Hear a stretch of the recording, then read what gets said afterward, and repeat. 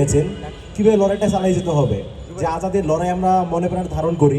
সবসময় বলি আমরা যে ভারতীয় আধিপত্যবাদের বিরুদ্ধে আমাদের লড়াই, সেই লড়াইটা আমরা কীভাবে করব সেই পথ আমাদের ভাই আমাদের দেখিয়ে গিয়েছেন।